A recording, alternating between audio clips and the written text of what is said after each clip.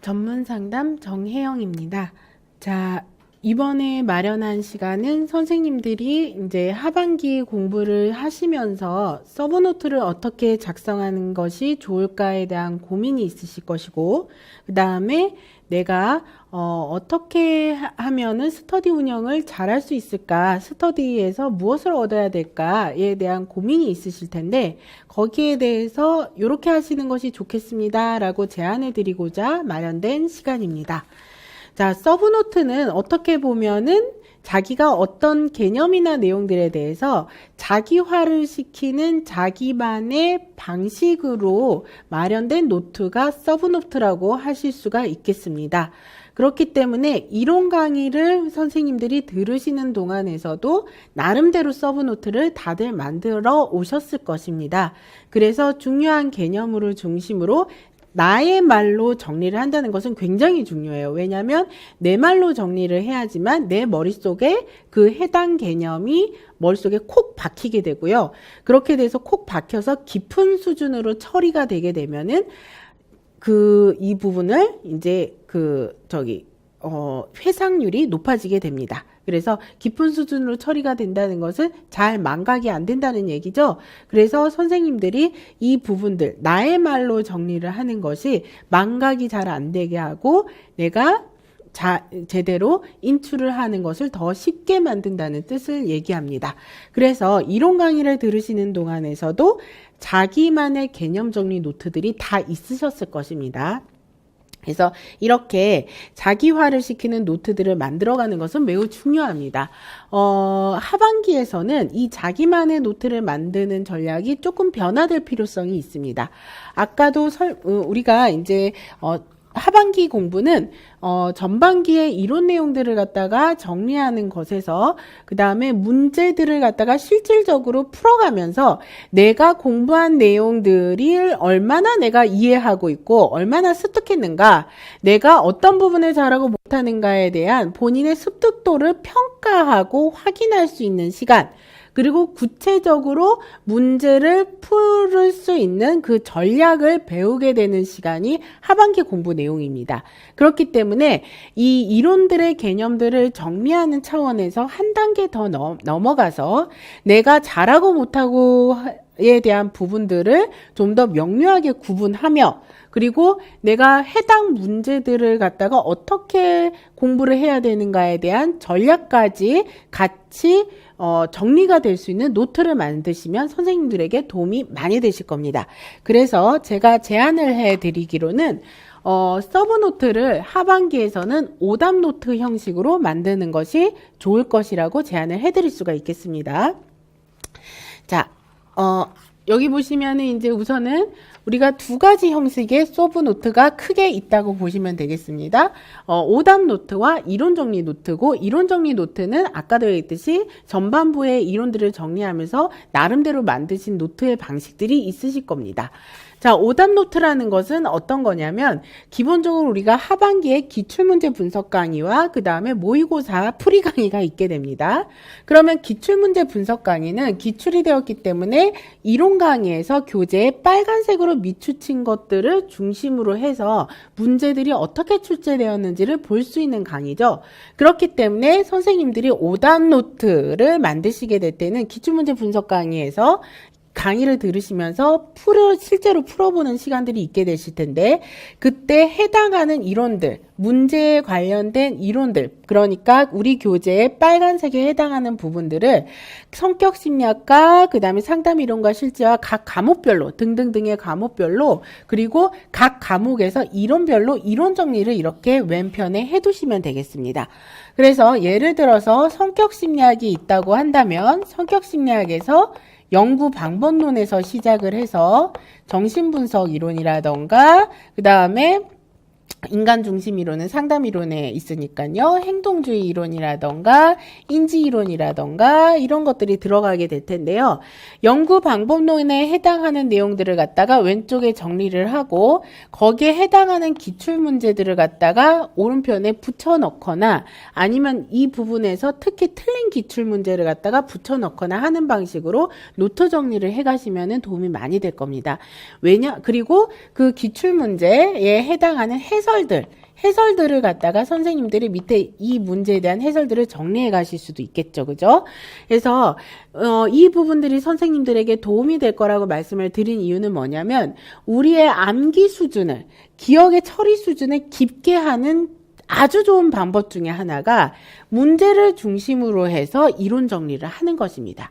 우리가 기존에 있었던 이론 강의 6개월 동안은 그 전체적인 과목별로 개념 중심으로 우리 우선은 기본적으로 내가 이해한 개념 습득한 방식을 정리하는 방식으로 서브노트를 작성하셨을 겁니다. 근데 이 부분도 우리가 나의 말로 정리하는 과정이기 때문에 1차적인 깊은 처리, 다시 말해서 망각률을 줄이고 회상률을 높이는, 인출을 잘할 수 있게 하는 깊은 처리 수준이 1차적으로 되셨을 것이고요. 그리고 제가 이제 선생님들한테 제공한 강의 노트를 작성해 가시면서 또 한 번의 깊은 처리들이 되셨을 겁니다. 그리고 또 한 번의 깊은 처리를 만드는 방식이 방금 말씀드렸던 것처럼 문제를 중심으로 해서 다시 한번 이론들을 정리하는 것.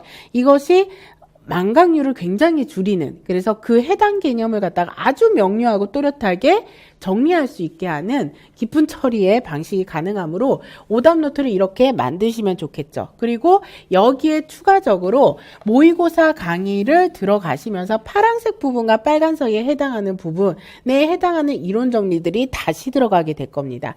그러면 거기에 대한 해당 이론들을 갖다가 다시 한번 정리를 해가고요.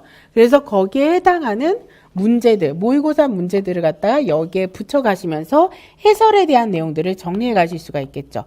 그리고 여기에서 특히 틀린 문제를 중점적으로 거기에 해당하는 이론들은 더 추가 보완을 해서 정리를 해가는 방식들을 해가실 수가 있겠죠. 그죠? 색깔을 달리 하셔도 좋고요. 틀린 문제는 빨간색으로 이제 해설 보완들을 갖다가 써가거나 이론 내용들을 정리해 나 이런 부분들을 해가셔도 좋고요. 그래서 이렇게 오답 노트를 갖다가 1차, 2차에 만들어 가시면서 요약 정리를 해 가시면서 선생님들이 만들어내는 서브 노트 같은 경우에는 한눈에 보게. 그래서 정신분석 이론을 만약에 성취했습니다 해서 예를 들면 우리가 굉장히 페이지 수가 적어도 뭐 4장, 5장은 되잖아요.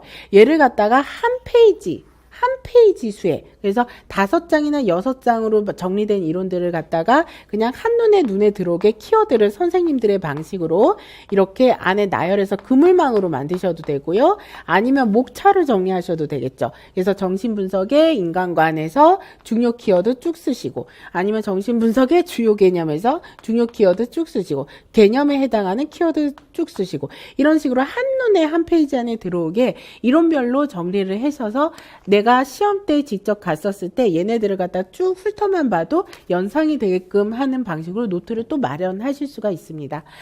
그래서 선생님들이 서브 노트를 하반기에 만드실 때 제가 제안해 드리는 방식은 오답 노트를 꼭 만드셨으면 좋겠다. 그리고 오답 노트를 만드시면서 이론의 줄기들을 갖다가 또 한 번 옆에서 정리해서 마무리하는 이러한 어떤 노트들을 만드셨으면 좋겠다. 그리고 이러한 방식들이 선생님들이 마음에 안 든다 하시면은 자기만의 그 노트 정리하는 것, 이론 정리, 그러니까 이 6개월 동안 강의를 했던 이론 강의 들으시면서 자기 개념화 했던 노트 정리를 갖다가 이제 그 부분들을 갖다가 다시 한번 이제 활용해서 추가적으로 이 부분들을 갖다가 이제 어떤 첨가할 부분은 첨가하고 뺄 부분은 빼려고 하면서 이제 노트 정리를 하셔도 괜찮기는 합니다만 기본적으로 이런 것들이 서브 노트를 만들면은 실제 시험 현장에서 굉장히 많이 도움이 됩니다. 그리고 암기 수준도 높게 되고요. 그래서 이러한 제안을 해드릴 수가 있을 것 같고요. 자, 그 다음에 이제 스터디에 대한 겁니다. 실제로 선생님들이 본격적으로 스터디를 시작하셔야 될 시기에 오셨습니다. 7월부터. 우리가 전반부에 이론 정리를 해갈 때는 스터디도 이제 능동적으로 자율적으로 하는 스터디라기보다는 이제 내용 정리들을 해가는 어떤 스터디를 하셨을 겁니다. 그래서 우리가 오늘 배웠던 내용들을 갖다가 복습하고 중요한 어떤 개념들을 갖다가 암기하고 설명하고 이러한 위주로 스터디가 될 수밖에 없었는데 이제 하반기부터는 좀 더 적극적인 스터디를 이제 이제 선생님들이 운영이 될 거고 운영해 가셔야 될 겁니다. 그래서 스터디의 어떤 효용은 이렇게 크게 네 가지로 볼 수가 있죠. 첫 번째는 정신적 지지 역할을 해주죠. 그래서 선생님들 어려운 시험 과정에서 서로 공감이 되고 서로 격려를 해주고 얼마나 힘든지에 대해서 이해할 수 있는 어떤 그 동료들이 생기는 겁니다. 그 다음에 두 번째는 습관 형성을 하는데 도움이 되죠. 그래서 우리가 아침에 몇 시에 일어나는지 서로 체크해 주는 것도 좋은 방법일 거고요. 그 다음에 그날 하루 분량을 얼마만큼 했는지를 서로 체크를 해주고, 그 다음에 본인의 목표가 어떤지 이런 것들을 서로 말하게 하는 시간들도 갖고, 그 다음에 진도를 갖다가 얼마나 쫓아가고 있는지, 그래서 이 습관 형성을 하는데 서로 체크를 해주는 부분에 대해서 이제 내가 그날 긴장을 놓치지 않고 하루하루 살 수 있게 해주는 것에 대한 도움을 주게 되는 것이 또 스터디입니다. 그 다음에 세 번째로 정보 공유가 있죠. 그래서 이제 임용고시에 대해서 1차 시험 일정이라던가 2차 시험 일정이라던가 1차 시험 정보라던가 2차 시험 정보 자료라던가, 그래서 모의고사에 해당하는 시험들을 갖다가 풀어가시면서 이 모의고사 문제가 이제 우리가 이제 문제들을 이제 추가적으로 선생님들이 더 만들어서 서로에게 문제 공유를 할 수도 있고요. 그 다음에 2차 면접에서 어떤 책자들이 좋더라. 그리고 이 책자들에서 각각 어떤 부분을 발췌해서 자료들을 갖다가 좀 봤더니 이 자료들이 참 좋더라. 이런 것들을 갖다가 서로 공유를 할 수가 있고요. 그래서 이러한 자료 공유부터 해서 일정에 대한 공유 이런 것들을 할 수 있는 정보 공유의 어떤 역할을 합니다. 그죠? 그 다음에 마지막으로 이 스터디는 공부 내용을 습득하는 가장 중요한 역할을 해주죠. 그죠? 그래서 스터디를 운영하는 방식은 여러 가지 방식으로 이제 마련을 할 수가 있을 것이고, 선생님들이 처음에 만나서 스터디를 꾸리실 때는 각각의 어떤 계획이나 목표, 그리고 그 다음에 이 운영 방식에 대한 논의 시간이 있으셔야 될 겁니다. 그래서 우선은 이 스터디는 첫 번째로 특정 주제에 해당하는 부분을 갖다가 가르치고, 그 다음에 이런 것들에 대해서 질의응답하는 시간의 방식으로 운영이 되면 굉장히 좋습니다. 이건 역시 왜 중요하냐면 깊은 처리 수준이 가능하기 때문에 그렇습니다. 제가 강의를 한번 하고 나면은 그날 가르쳤던 강의 개념에 대해서 머릿속에 확 들어와요. 근데 말을 하지 않고 그냥 눈으로만 보고 그 자료를 익히잖아요. 그러면 내 안의 개념이 확실하게 정립이 되거나 자리 잡히지가 않아요. 그렇기 때문에 내가 누군가가 질문을 던진 것에 대해서 대답을 해주고 가르치는 것은 내가 잊지 않게 해주는 중요한 역할을 해줍니다. 그 개념에 대해서. 그렇기 때문에 특정 주제를 서로 질의응답하고 토론하고 알려주는 과정들이 굉장히 필요할 거고요. 두 번째로는 퀴즈를 내줄 수가 있겠죠. 서로 퀴즈를 내주고 그 시험을 그날 이제 뭐 각각 이제 시험 문제를 만들어 올 수가 있겠죠. 그래서 5문제나 10문제씩 만들어서 5명이면 10문제씩만 만들어도 50문제잖아요. 그래서 그런 것들을 서로 이제 속성으로 풀어보게 해줄 수가 있고요. 그죠? 그 다음에 세 번째로는 예상 문제 출제를 하는 방법도 굉장히 좋습니다. 그래서 선생님들만의 한 주씩 해당 영역에서 각각 나누어서 나는 이 부분에서 예상 문제가 이렇게 출제가 될 거라고 생각하고, 문제를 갖다 간단하게 자기가 생각하는 사례를 쓰고 문제 기출문제 유형 방식으로 이제 문제를 출제를 하고, 그래서 선생님들이 서로 나누어서 풀어보게끔 하는 시간들, 이 예상 문제가 생각보다도 우리가 이제 고등학교 때 해봤겠지만 중간고사, 기말고사 시험 때 이제 예상 문제가 여기서 나올 거야라고 애들끼리 서로 얘기하는 것이 실제 시험에서 나오는 경우들이 종종 있어가지고 도움을 막판에 많이 받았다 이런 경험들이 있는 선생님들이 꽤 있으실 거예요. 마찬가지입니다. 그래서 우리가 이런 부분에서 좀 문제들을 예상해보면서 이제 출제를 해보고 풀어보고 하는 어떤 시간들을 갖는 것도 도움이 많이 되십니다. 다만 여기서는 이제 유의할 점이 있죠. 유의할 점은 뭐냐면 내가 예상한 문제, 우리들이 예상한 문제에서 반드시 나올 수 있다는 보장이 없기 때문에 걔네만 믿고 공부해서는 안 된다는 거. 그죠? 본인들의 예상 문제만 믿고 공부해서는 안 됩니다. 그죠? 그리고 이제 이렇게 하게 되면 마찬가지로 깊은 처리 수준. 아까 말씀드렸다시피 우리가 문제 중심으로 어떤 이론들을 정리한다는 것은 굉장히 깊은 수준으로 처리가 돼서 정말 회상률을 높이고 안 잊게 만들어요. 그래서 이러한 어떤 부분에서 또 도움이 될 겁니다.